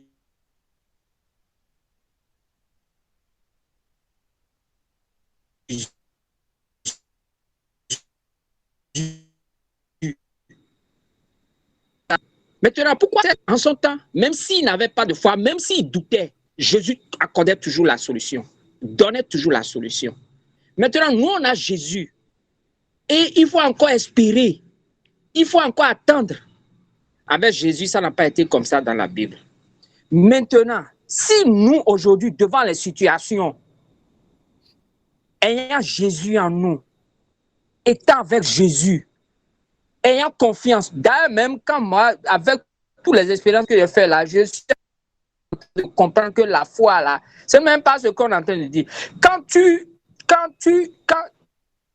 as la foi dès que tu acceptes la personne, tu as la foi dès que tu considères la personne, là que tu sais que en venant vers lui, il peut te donner la solution. C'est là le début de la foi, c'est là la foi même. Quand j'ai fait mes analyses, c'est là même la foi. Parce que quand je regarde tous les cas dans la Bible avec Jésus, c'est les gens qui ont considéré que celui-là, si je vais vers lui, j'aurai de solutions. C'est ça. Donc, si aujourd'hui, en face de la foi, en face des situations, notre foi nous amène à faire des déclarations, nous pousse à faire des déclarations et qu'on n'a pas de solution, il y a quelque chose qui ne va pas. Parce que les autres qui sont venus vers Jésus par rapport à la foi, par rapport à leur situation, parce qu'ils ont la foi en Jésus, parce qu'ils croient en Jésus, c'est pas parce qu'ils croient, mais ils ont confiance qu'il va leur donner la solution. C'est ça la foi. Ils ont confiance. Maintenant, si on ne vit pas ça, il y a quelque chose qui ne va pas, il y a quelque chose qu'on n'a pas compris. C'est ce que moi je suis en train de dire depuis plus de 10 ans. Et aujourd'hui, ma situation s'est dégringolée. La foi, la persévérance. Et les situations s'aggravent. La foi, la persévérance. Ça va s'améliorer. Ça va jusqu'à aujourd'hui. Plus 10 ans passés, quand vous voyez ma situation 10 ans par rapport à aujourd'hui, c'est de la merde. Et j'ai dit, mais quelle est cette prière que je n'ai pas fait? Quelle est cette veillée que je n'ai pas fait? C'est quoi? Donc vraiment, il y a quelque chose qu'on n'a pas compris par rapport à la foi. Si moi je prends Jésus comme notre repère et qui est en nous, mais il y a là. Donc voilà un peu la façon dont je vois les choses et je voudrais qu'on ne retombe pas dans le travers des anciennes façons de se donner les arguments par rapport à la foi. Merci beaucoup. Merci, juste Dieu donné, tu es richement béni. Merci pour ton intervention sincère et franc. Et je crois que, en fait, bon, avant de donner la parole aux autres, je veux te rassurer. Hein. Je crois que voilà, si tu entends ce qu'on dit, on n'est pas du tout en train de dire la même chose que ce que tu as entendu par le passé.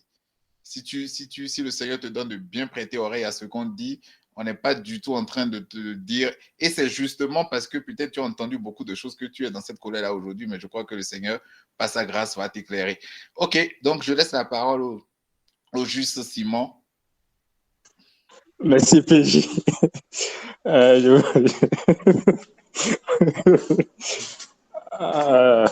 On comprend un peu l'état d'âme de notre frère Dieudonné, c'est légitime. Et voilà. Comme tu l'as si bien dit, il faut qu'il soit détendu, rassuré. Il n'y a même pas de possibilité pour qu'on puisse dire les mêmes choses que ce qu'il aurait pu entendre par le passé. C'est une impossibilité totale. Il y a juste une question de compréhension à avoir.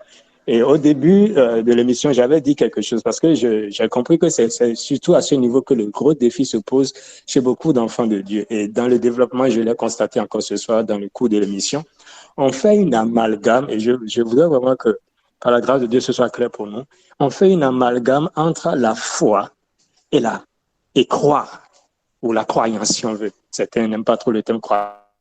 Il y a une différence entre la foi et croire. Mais des fois, nous mélangeons tout et c'est ce qui fait qu'on se dit, mais comment je vais encore faire si j'ai la foi? On me dit d'avoir la foi. On mélange les deux. Les deux ne veulent pas dire la même chose, mais les deux ont la même racine grecque qui est pistis. Mais ce n'est pas la même chose. La foi, c'est un don. On l'a dit ce soir. Et ça doit être clair. Il n'y a même pas à revenir sur ça. La foi est un don. La foi est un don qu'on reçoit. Et Christ est notre foi. Terminé. Et c'est pourquoi il dit dans Luc 17:6 qu'on a lu dans la version des Messieurs, il n'y a pas ni plus ni moins de foi dans la foi. Il n'y a pas ça. Donc la foi, il n'y a pas un problème de foi. Je voudrais rassurer le frère de donner tous les bien-aimés qui nous suivent ce soir. Si réellement tu es en Christ, tu n'as pas un problème de foi. Ta foi est parfaite, ta foi est suffisante, ta foi est excellente. Il n'y a pas un problème de foi parce que Christ est notre foi, il en est l'auteur et le consommateur. Tout simplement. Mais la confusion est faite entre la foi et le fait de croire. Et le fait de croire, la version parole vivante le dit clairement, parole vivante de Hébreux 11:1 le dit, c'est elle qui précise que croire, c'est être totalement persuadé des réalités divines, des choses qu'on espère en fait. Quand on parle d'espérer, c'est pas un truc lointain, non, mais espérer, il s'agit de ce qui est déjà en Christ, en fait, de ce qui est déjà disponible pour nous. Colossiens 3, verset 1-3, dans la version de Messieurs, il dit que c'est autour de Christ que se passe l'action, c'est là que tout est. Et Colossiens 2, verset 17, dit que la réalité est en Christ, tout simplement. Et donc, pour nous, j'aime beaucoup le passage que le frère Emma aussi a lu tout à l'heure de Romains 10, 17. Dans la version de Message, il est dit ceci. Le point est, avant de faire confiance, vous devez écouter. Mais à moins que la parole de Christ ne soit prêchée, il n'y a rien à écouter. Donc, croire dont on parle, il s'agit de faire confiance à Dieu. Ce n'est pas une question de foi, non. La foi, on l'a déjà. Mais dans la marche avec le Seigneur, nous avons besoin de le faire confiance. Pourquoi? Parce que la vie en Christ est une vie de relation avec Dieu. Ce n'est pas une vie mécanique. On va rester là, dire, mais comment je vais faire? Dites-moi comment faire. Comme si on est un charlatan qui va te dire, prends ci et prends ça et ça va donner tes résultats. Non. Mais c'est une vie de relation. Et là, toute relation, même dans le naturel, nous le savons, toute relation est avant tout basée sur la confiance mutuelle. Et comment on peut avoir confiance en Dieu? Ce n'est qu'il a dit clairement, Paul le dit, le point avant de faire confiance, vous devez écouter. C'est tout. Et écouter quoi? Paul le précise encore, c'est écouter la parole de Christ. Et dans Romains, dans le livre de Corinthiens 2, 1-2, Paul précise encore c'est quoi la parole de Christ là. Il a dit, c'est d'abord Jésus qui il est, puis Jésus et ce qu'il a fait. Jésus crucifié. Donc, c'est de pouvoir écouter continuellement qui Jésus est et ce qu'il a fait. Donc, sinon, comment on peut dire qu'on lui fait confiance? C'est bien beau de dire, mais je fais confiance à Dieu. Mais comment tu peux dire que tu fais confiance à quelqu'un que tu ne connais même pas et tu ne sais pas de quoi il est capable?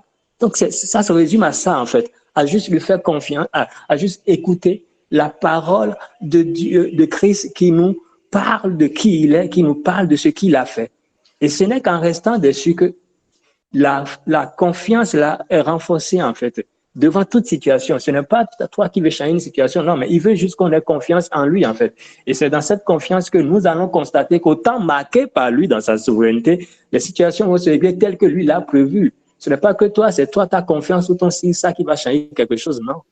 Non, mais il veut que dans toutes choses, nous lui fassions simplement confiance parce que la relation avec Dieu est une relation basée sur la confiance. Ce n'est pas une question mécanique où on va dire il faut activer ci, il faut faire ça, il faut faire ça. Pas du tout. Voilà. Ok, merci juste Simon. La famille, nos frères et Clou ont tous levé la main. Je commence par le grand frère. Le juge aussi a la parole. Grand frère Jean, merci.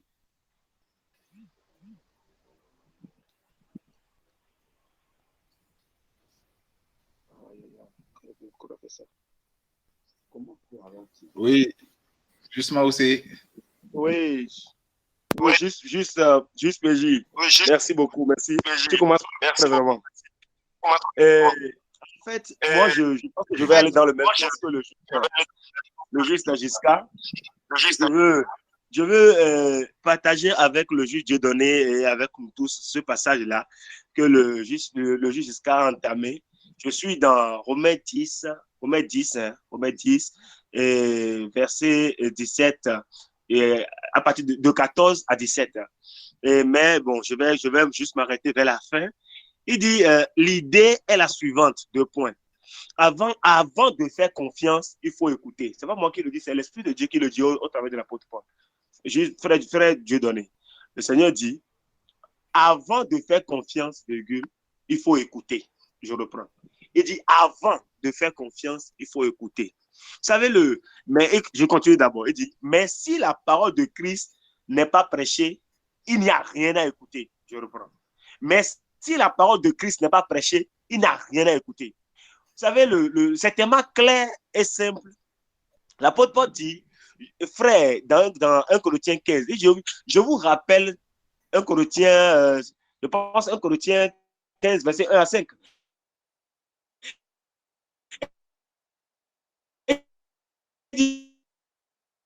La bonne nouvelle que je vous ai annoncée.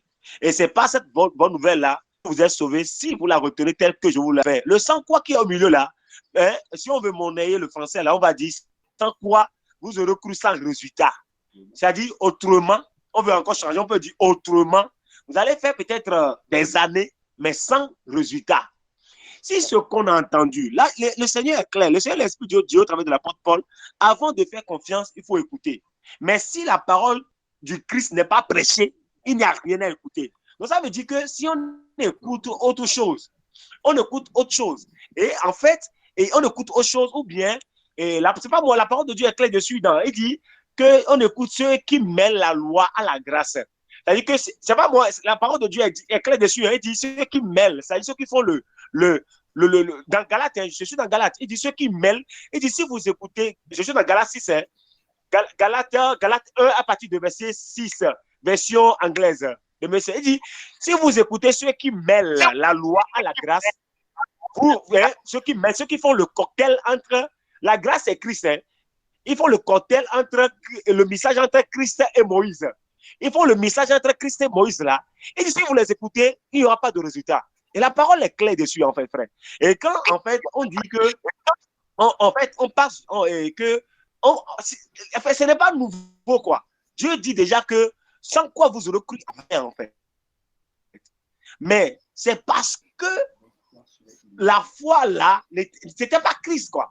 On a entendu des choses, mais il dit, on ne doit rien ajouter, rien retrancher. On doit, tout à l'heure, j'entendais l'exemple du juge Dieu donné quand il disait que quand Jésus était sur terre, que les gens qui venaient vers Jésus, on constatait que les gens là, en fait, même s'ils n'avaient pas la foi, frère, je vais prendre un exemple pratique. Regardez, la femme a la paix de sang. Frère, tu penses que la femme là, elle s'est levée quelque part, elle n'a jamais entendu parler de Jésus, elle est venue toucher le pan de sa robe? Jamais. Je dis jamais. C'est clair que cette dame là, elle a entendu parler de Jésus là où elle a quitté. Elle entendait parler de Jésus, de sa bonté, de ses œuvres, de comment il guérissait les gens. Cette femme entendait parler de Jésus. Et puisque la parole est claire, que la foi là vient lorsqu'on entend parler de ce Jésus-là, c'est là en fait que la foi là est née en elle en fait. Là, elle a dit, même si je peux seulement toucher, la parole dit qu'elle se disait en elle-même, même si je peux seulement toucher le pan de sa robe, je serai guéri. Comment? D'où est venue cette conviction-là? Mais c'est parce que la dame là entendait parler de Jésus, de sa bonté, de sa fille, de ses œuvres, de la manière dont il guérissait les gens. Mais si on prend les exemples, frère, parcourons les Écritures.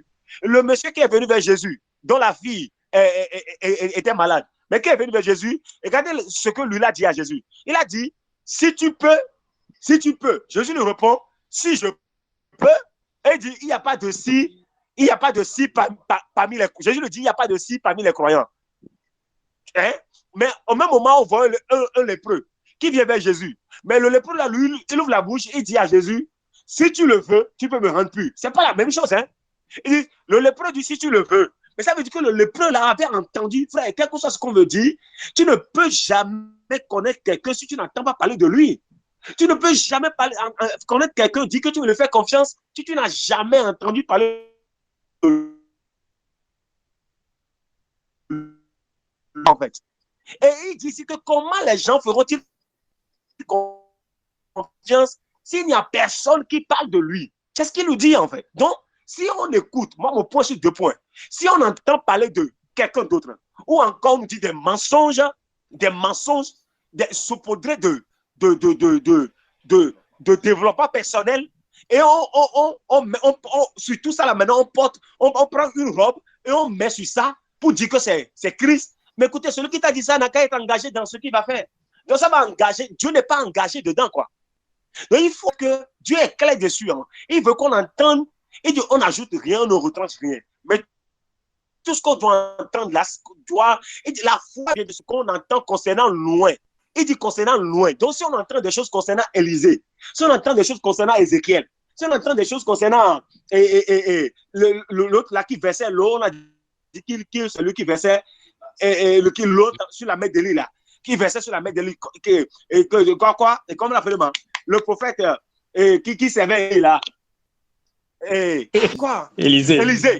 Si on entend des choses concernant Élisée, et on pense que maintenant on veut servir Dieu comme Élisée a servi Élie. Si on entend des choses, tout ça ne nous amène pas à voir Christ. Ne nous amène pas à voir Christ. Lui, sa personne et ses œuvres, la foi ne sera jamais là. La foi va venir comment? Parce que lui-même, il est clair que la foi là vient lorsqu'on entend parler de loin. Donc, en fait, ce n'est pas du tout la même chose, frère. Ce n'est pas la même chose. Parce que ici, nous ne disons pas sa grâce, on n'ajoute rien, on ne retranche rien, mais on parle de Christ, en fait. Voilà. Mais donc, la question principale est, de qui entends-tu parler? À quoi es-tu constamment exposé? Si pendant des années, on a été exposé, nous tous, à entendre parler de quelqu'un d'autre, quand quelqu'un d'autre là, c'est normal qu'il y ait des frustrations. Ça n'a pas commencé aujourd'hui. C'était le même résultat que les gens ont eu hier. La question, c'est Christ et Christ seul. Merci. Amen, amen, amen, amen. Et avant de passer la parole au juste Moïse, je voulais rajouter aussi à ce que le juste Maoussé vient de dire que, en réalité, vous savez, tu ne peux pas t'approcher de quelqu'un si tu ne sais pas que non seulement la personne va te donner ce que tu vas demander, mais aussi que la personne est ouverte envers toi, en fait. C'est-à-dire, si tu as une image de « parce que j'ai fait ça maintenant, la personne peut être en colère contre moi », tu ne peux jamais t'approcher de la personne avec. Alors que la Bible dit « approchez-vous avec assurance du trône de la grâce ». Combien d'entre nous, avec ce que nous entendons, avec ce qu'on avait entendu, pouvons prétendre la main sur le cœur que nous nous approchions entre temps de Dieu avec assurance, sans condamnation, sans peur de châtiment. Parce qu'en même temps que tu te rapproches, les mêmes qui t'appellent à te rapprocher, te disent en même temps que parce que tu as fait ça, Dieu peut te châtier. Quelle est l'image que nous avons? Parce que ceux qui se rapprochaient de Jésus, il n'y avait pas d'amour conditionnel, hein, et ils venaient poser leurs problèmes. Quel est l'amour? Est-ce que nous n'avons pas, et il ne donnait rien à Jésus en retour, il n'apportait pas une offrande sacrificielle pour que Jésus puisse les guérir, pour que Jésus puisse leur faire du bien. Donc, pour ajouter un peu à ce que le juste Maoussé dit, quand on a entendu parler d'autres personnes, ce n'est pas qu'on ne nous prêchait pas Dieu, on ne nous prêchait pas Christ, mais est-ce que la foi est-ce que cette confiance qu'on avait, est-ce que cette confiance s'appuyait sur l'œuvre unique de Jésus-Christ à la croix? Est-ce que ce n'est pas les exploits d'un pasteur qui nous donnait beaucoup d'élan, beaucoup d'entrain à aller prier parce qu'on veut faire des exploits comme Élie, parce que Élie l'a fait, nous aussi on a envie de le faire? Est-ce que c'est la simple foi? C'est la simplicité de Christ, comme je disais en fait. Est-ce que c'est la simplicité de Christ? Combien d'entre nous avaient cette assurance-là que Dieu n'est pas en colère contre eux, qu'ils sont acceptés de Dieu, aimés de Dieu, non pas pour ce qu'ils font, non pas pour qui ils sont, mais à cause du sacrifice de Jésus.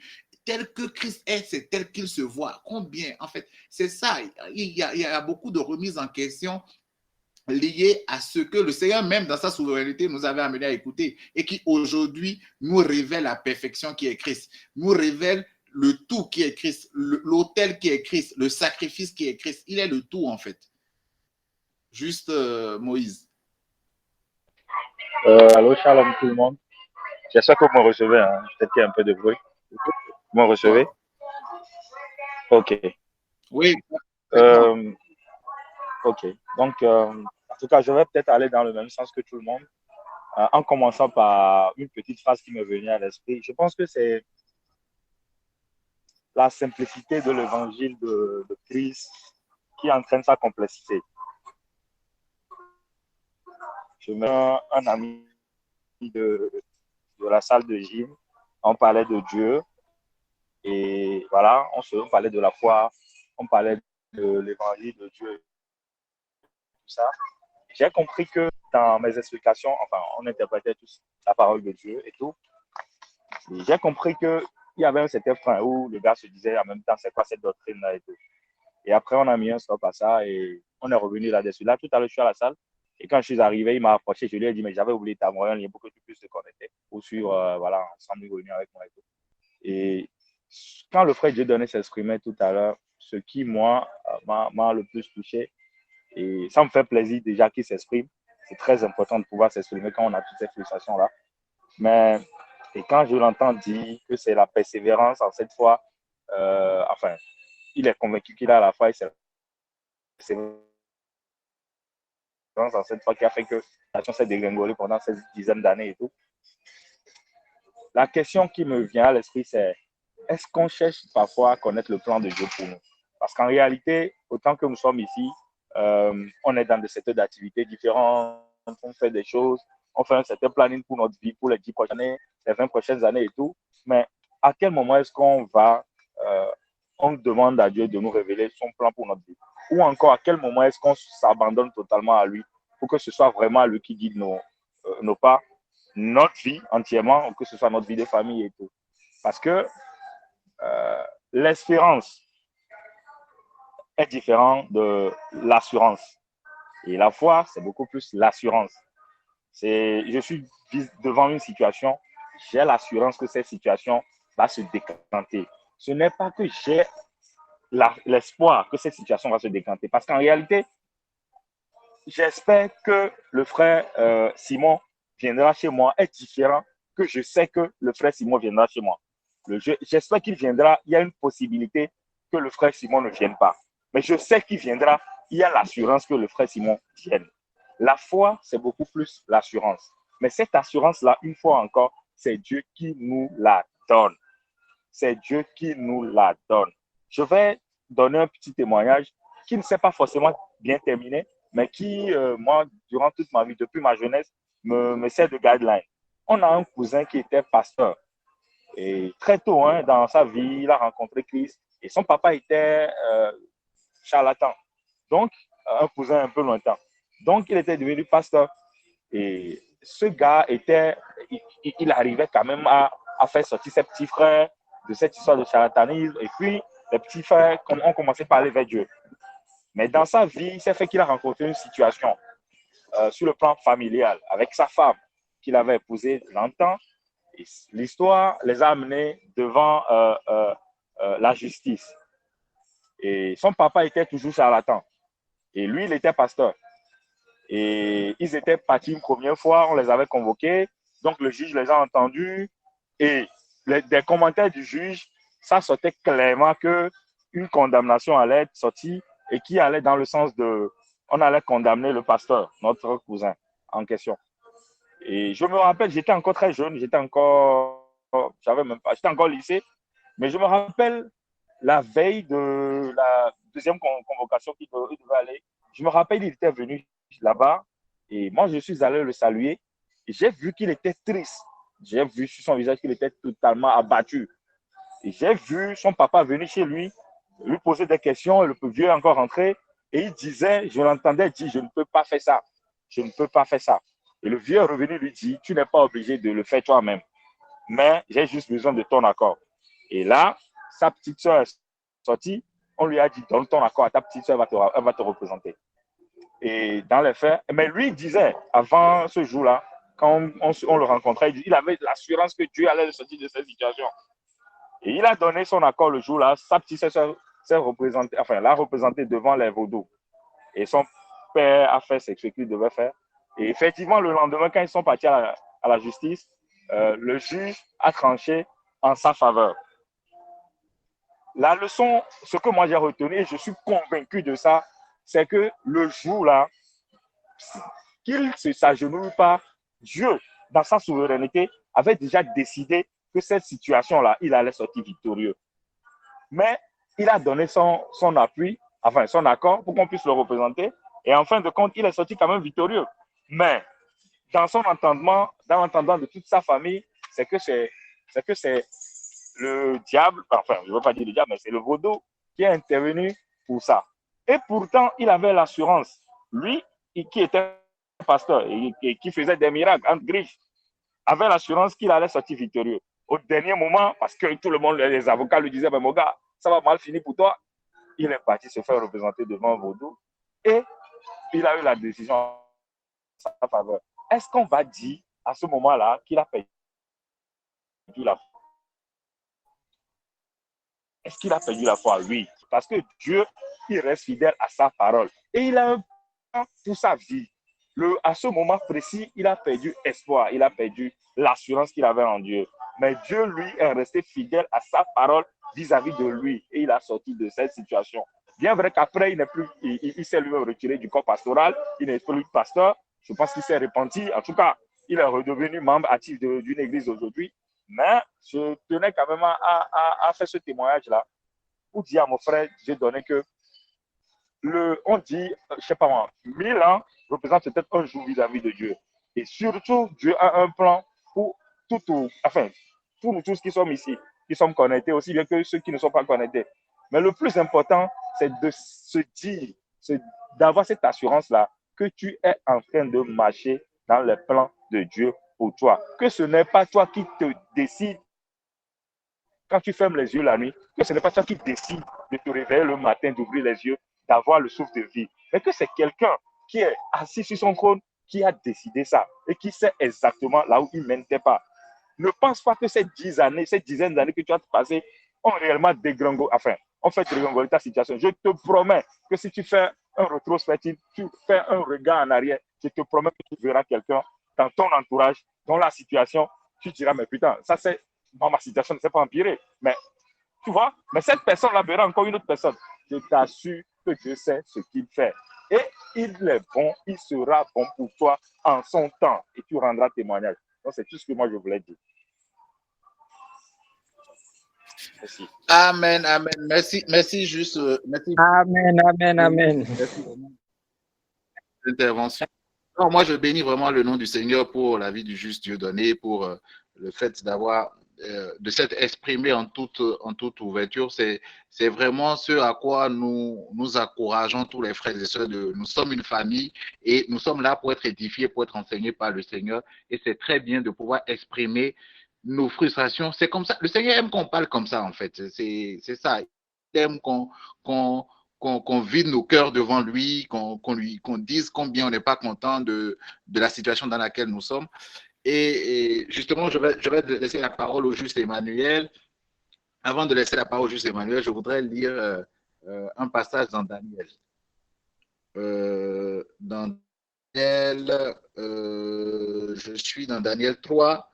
Je vais lire le verset 17 au verset 18. Daniel 3, verset 17 au verset 18, où tout le monde connaît l'histoire, je crois, où Daniel avait été et ses compagnons devaient être jetés dans la fournaise ardente. Donc, Daniel 3, verset 17 à 18, où la parole dit, je lis dans le semeur, si, Daniel parle, il dit, si le Dieu que nous servons peut nous délivrer de la fournaise ardente ou brûle un feu ardent, ainsi que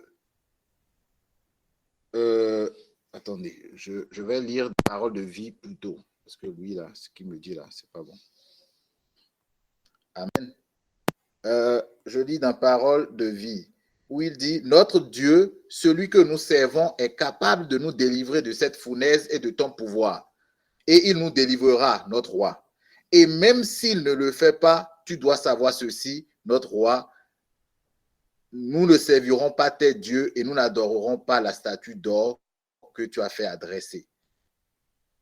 Daniel dit qu'il est convaincu que Dieu accomplira sa promesse de délivrance dans sa vie. Mais que même s'il ne l'accomplissait pas, ça ne veut pas dire qu'il n'est pas Dieu, ça ne veut pas dire qu'il est infidèle. Même s'il ne l'accomplissait pas, ça ne change en rien, en réalité, en fait, ce que Dieu est pour lui. Ça ne change en rien que Dieu est pour lui. Ça ne change en rien, en fait, sa foi en Dieu. Je m'arrête là et je donne la parole à Emmanuel. Merci beaucoup, PJ. Merci au bien-aimé. Et merci à notre frère. C'est pas évident de pouvoir se vider comme ça. La vérité est que nous tous, on avait connu ça. Alléluia. Il faut savoir que, en tant que bien-aimé de Dieu, enfant de Dieu, nous savons que notre papa, c'est lui qui a orchestré tous les plans et il déroule tout. Okay? Et nous sommes une famille, nous lui appartenons. Ce qui est bien, il a dit, il fait toutes choses pour son bon plaisir. Et tout à l'heure, quand j'écoutais les uns et les autres, j'avais tendance à constater qu'on insistait beaucoup sur le bien et le mal. Un dénouement heureux pour l'événement, un dénouement favorable pour l'événement. Dieu m'a dit que c'est comme ça. En réalité, le dénouement heureux d'un événement ne dépend pas de notre perception. Je m'explique, ça va peut-être déranger les gens et choquer un peu. Le dénouement heureux d'une situation n'est pas parce que quelqu'un est malade et il est guéri, c'est ça le dénouement heureux. Nous tous ici, nous connaissons l'histoire de Naomi et de ses deux fils qui ont été, je vais dire les mots, ne soyez pas choqués, qui ont été tués par Dieu. Il y avait Orpa et il y avait Ruth qui étaient leurs femmes. Je dis, les deux ont été tués par Dieu et Naomi disait, l'Éternel m'a rempli de tristesse. D'abord, il a tué mon mari, ensuite il a tué mes deux enfants et il l'a ramené sur la terre de ses ancêtres. Dans tout ça, on pouvait voir que c'est un dénouement très malheureux, catastrophique. Ça fait mal. Le mari est parti, les enfants sont partis. Du point de vue de l'homme, c'est terrible, c'est triste, c'est tragique. Mais derrière ce que personne ne voyait pas, c'était que Dieu voulait introduire Ruth, une Moabite qui n'était pas censée jamais, une Moabite qui était considérée comme le peuple impur et le peuple abominable. Dieu voulait l'introduire dans la lignée de Jésus. Et c'est de là qu'on va voir David, Bose, tout ça là. Mais si on s'en tenait à cette situation présente, on allait dire que le dénouement était malheureux. Mais non. Et sur quel angle on voit que l'événement est heureux ou malheureux? C'est notre Père qui décide si c'est heureux ou si c'est malheureux. Et je vais plus loin. Si je viens maintenant dans la vie de l'Église primitive, bien aimé, Jacques a été décapité. C'est un événement heureux, ça? Est-ce que c'est parce que l'Église, comment je vais dire, l'Église a abandonné la foi? Est-ce que Dieu n'était pas capable? Mais bien aimé, Étienne a été lapidé à mort. Est-ce que c'est un événement heureux? Ce n'est pas un événement heureux, absolument pas.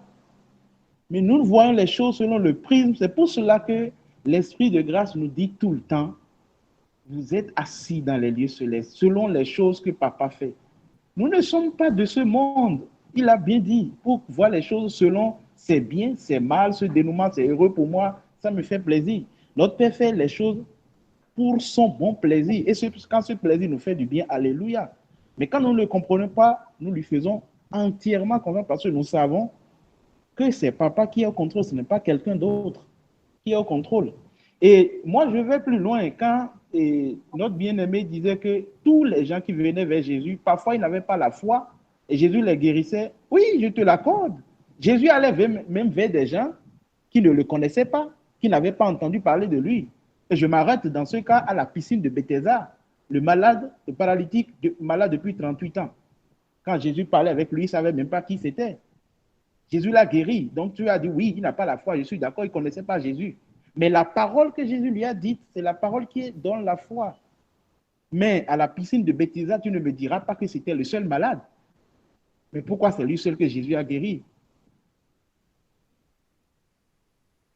C'est lui seul que Jésus a guéri.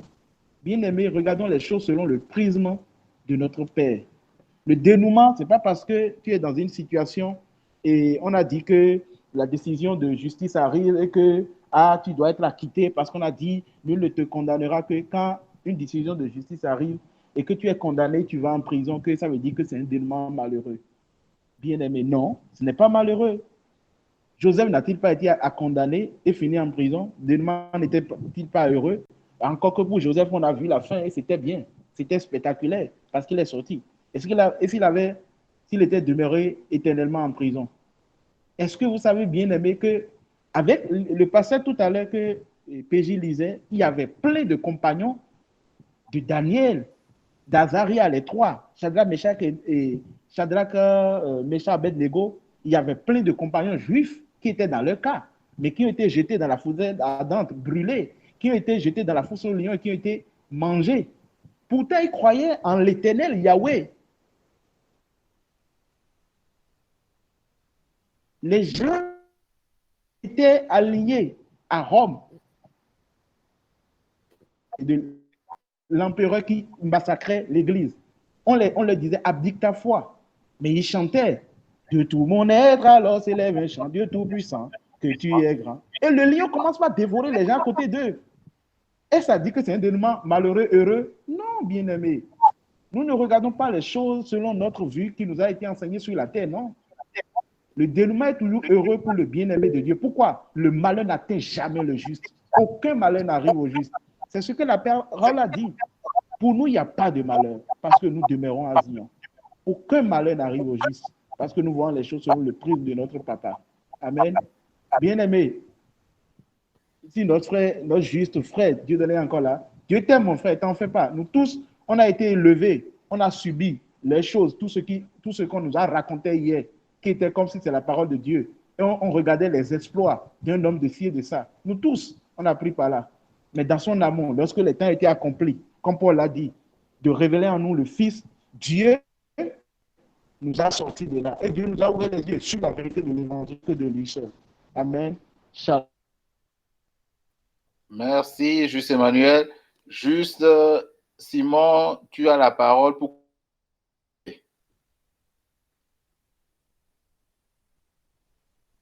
Non, tu as la parole pour 5 secondes. Après, Merci à tous. Merci beaucoup pour ce temps que nous avons. S'il y a quelque chose que je pense qu'on peut retenir ce soir, c'est déjà de comprendre que nous avons tous la foi en Christ. Étant en Christ, nous avons la foi qui est un don que nous avons reçu gratuitement, qui ne vacille pas, qui ne diminue pas, qui n'augmente pas. C'est une foi parfaite, éternelle que nous avons. Ensuite, tout ce que Dieu nous demande aujourd'hui dans notre relation avec lui, la vie en Christ n'est pas une vie mécanique. La vie en Christ n'est pas une vie mécanique, mais c'est une vie de relation basée sur la confiance mutuelle. Et Dieu nous fait confiance et il est de bon temps que nous lui fassions confiance. Et le moyen qu'il a pourvu pour que nous lui fassions confiance, c'est par le moyen de l'écoute continuelle de la prédication de Christ, tout simplement, en fait. Et cela n'est pas relié à ce qui se passe dans nos vies ou pas, non. Donc, ce n'est pas que quand tu vis certaines situations, ça veut dire que tu n'as pas la foi. Non, ça n'a rien à voir. Et comme la sœur Joséphine a souligné un passage dans Hébreux 11:39, on a vu des gens qui ont été dévorés par des lions et tout. Mais la Bible dit que Dieu a mis à leur crédit leur foi. Dieu a apprécié leur foi. Dans le même temps, il y a d'autres qui ont été délivrés de la situation. Donc, ce n'est pas une question de est-ce que j'ai subi ou je n'ai pas subi la situation, non. Mais c'est une question de juste garder la confiance en Dieu, d'avoir confiance à Dieu, tout simplement.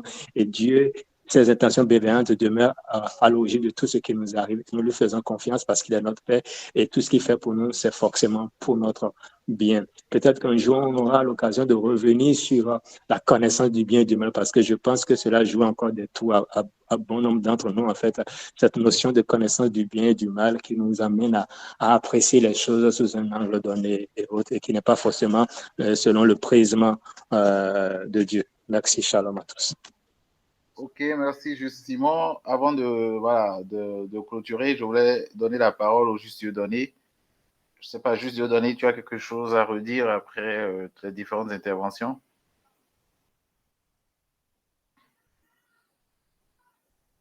Merci beaucoup, merci beaucoup. La finalité, j'ai été satisfait. L'orientation que ça a pris, les compréhensions, j'ai été satisfait. Merci beaucoup. Shalom à tous. Ok, gloire à Jésus, gloire à l'Esprit de Jésus. Ok, nous bénissons le Seigneur pour ce temps, pour la manière dont il a conduit les choses. Nous lui rendons grâce de ce que, par son esprit, il nous a fait du bien.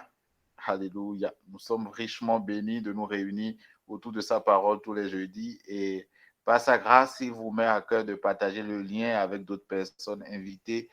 Voilà, on ne cherche pas, c'est pas de la publicité à chercher le nombre de personnes de connecter. Waouh, on est 5000 connectés. Non, c'est pas ça. Si le Seigneur vous amène à partager en tout cas le lien avec des gens, voilà, pour qu'ils puissent prendre part aussi avec à ce que le Seigneur fait au milieu de nous les jeudis, faites-le. Et on va continuer par aller de l'avant dans la connaissance de ce que Christ a fait. On va continuer par aller de l'avant dans la connaissance de Christ et de Christ seul. Shalom à tous.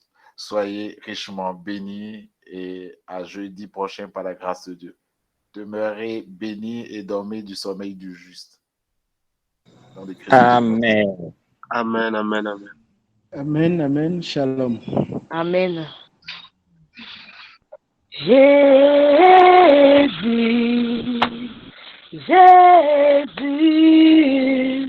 tu as les paroles de la vie, accueillons-nous, Jésus,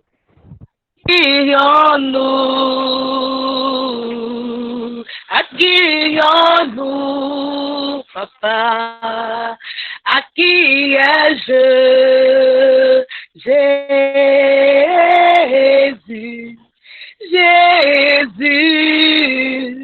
tu as les paroles de la vie.